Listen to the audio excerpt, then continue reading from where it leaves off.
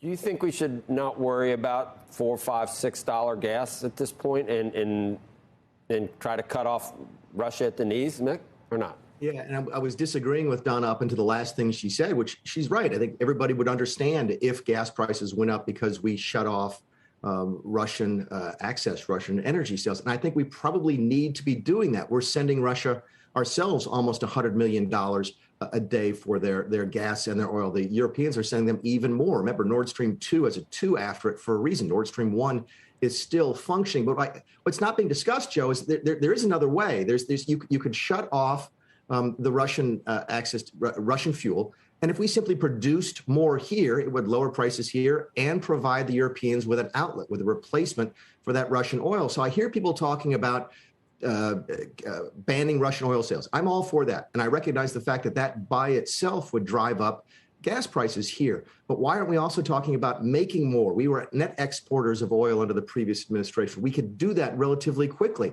I saw Nancy Pelosi say she wanted to ban Russia sales. Yay, I support that. And the next breath, literally, she said, but she won't allow any more drilling on federal land. Joe Biden needs to come out with at least a temporary change to American energy policy. It's the right thing to do domestically and the right thing to do when it comes to helping our European friends overseas. Whenever we bring that up to people, Mick, I hear these, I hear narratives, and I won't call it sophistry. I used that term a couple weeks ago, and I've seen it everywhere now. But I'm told by people when you make that argument that we're really not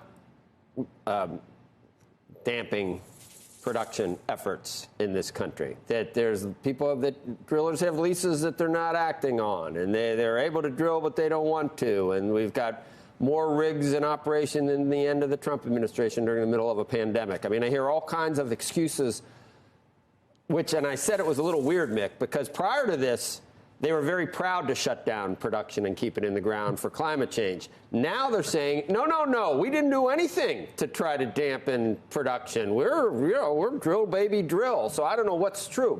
But the XL, Keystone XL, that wasn't coming here anyway. Would that change? That wouldn't change anything. What could we do immediately to try to open the spigots? And then when would you actually see the benefits of that? In months? Yeah, if the argument is it's going to take a long time, okay, that's fine. Sanctions take a long time. Things take a long time. There's nothing you can do overnight to sort of solve this problem. And certainly releasing reserves, the Strategic Petroleum Reserve is a joke. I think it's less than 1 day's worth of worldwide production. This is going to take time, but signaling counts. What could we be doing? Signaling that we're going to allow drilling on federal land, signaling that we're going to reopen permit the Keystone Pipeline. Signal that we're going to do other things regulatorily. We're going to lower the government regulation on everything that stands between the markets and the goods and services that people want. Keep in mind, Democrats, by their nature, and I love a lot of them, but by their nature, they want government to do more. That means spend more and regulate more. That is always going to have an inflationary pressure in the market. Sometimes it does make a difference. Now it does. If the Democrats would simply do what the Green Party has done in Germany and say, look, we're going to have a temporary change in our energy policy, that would have an anticipatory effect on the market. Yes, it wouldn't hit the bottom line right away, but it would start things moving in the right direction and give us more options on dealing with the Russians. Congresswoman, do you think that regulatory action in the energy-related industries by the Biden administration has made it more difficult to produce the same amount of hydrocarbons that we were before? Is that on the Biden administration, or do you have all the facts and figures that I was just mentioning that dispute that?